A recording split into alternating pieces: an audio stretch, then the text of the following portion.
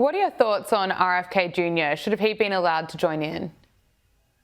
Well, they notoriously make the rules very hard for a third-party candidate to get in because historically the people who've made the rules is a committee of Democrats and Republicans who can't agree on much, but can certainly agree that they don't want third-party candidates to be on that debate stage. And look, I disagree with RFK Jr. on many things. I agree with him on a few things, but I think having more voices and more perspectives is a good thing. So I would have liked to see him on the debate stage. I would have liked Americans to know that you don't only have two options this November. There's also going to be Libertarian Party candidates and Green Party candidates.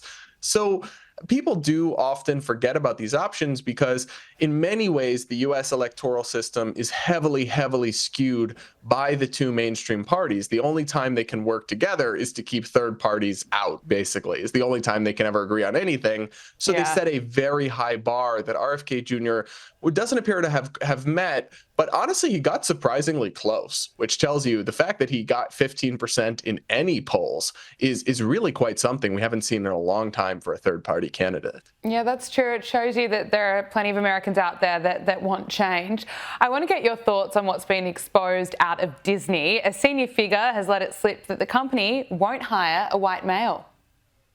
Certainly, there have been times where, there's no way we're hiring a white male. Just kind of unspoken. There are times when it's spoken, but how would they say it? There's no way we're hiring a white male in this role. As far as Disney's concerned, I'm a white male, and that's not who they're looking to promote at the moment. What's your reaction to this? Were you surprised? Well, I wish I could say I was surprised. I unfortunately wasn't, but I certainly was horrified. Not only is this illegal and obviously immoral, it's wrong to discriminate against people because of their immutable characteristics in any direction, right? Whether it's the traditional discrimination or this new discrimination being done in the name of progress or wokeness or whatever, it's wrong. And it's actually also condescending and insulting to the minorities who are put in roles because many of them are probably perfectly capable of getting the job on their own merits, but instead they're being put in as tokens. And I think that's really insulting. And ultimately, look, I think most Americans want to live in an America like MLK Jr. famously talked about, right? Where people are judged on the content of their character, not the color of their skin. This kind of stuff, even if it's being done in the name of racial justice, doesn't take us closer to that. It reinforces the fact of race as a meaningful division between us and fuels intergroup resentment. But unfortunately, it's somewhat common. I mean, surveys of hiring managers show a alarming percentage think that this kind of DEI approach that is in many cases anti-white male and discriminatory in different ways is something, it's not just one instance at Disney. It's unfortunately becoming something of a common practice in businesses run by woke ideologues. Well, it's good to see that this is actually being leaked and being exposed because, look, I'm all for equality. I want every female to have the exact same rights as every male, but I don't believe that white men should be discriminated against, and this is what we're seeing, and it's quite concerning that companies are jumping on the bandwagon because it's woke, and it's quite dangerous. Look, I want to get your thoughts on Julian Assange. He spent his first night in Australia as a free man, bringing his 14-year legal ordeal to an end.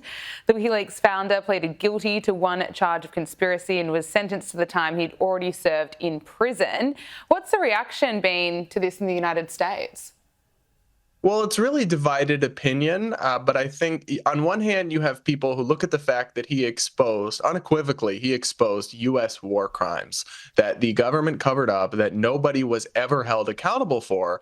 And then you see this guy who some consider a journalist, some do not consider a serious journalist, but who published and revealed this information, and I will say did so in a reckless and haphazard way in many instances, right? He didn't take the kind of care that you see many journalists take to redact sources' names, to preserve intelligence. He just dumped it all out there. But there's also, so I can see the criticism of that. However, he's also been prosecuted under a law, the Espionage Act, that many First Amendment advocates believe is an unconstitutional law and should be challenged in court. And he spent years of his life in various forms of prison or purgatory for revealing war crimes where people were killed, where no one was ever actually held accountable for those. That has always struck a lot of Americans as a perverse injustice. And I can see why, even if Julian Assange is hardly, a perfect stand-up guy or a heroic figure in my books. Based Politics podcast host Brad Polumbo, great to have you on Power Hour. Thank you so much for joining us. Thanks.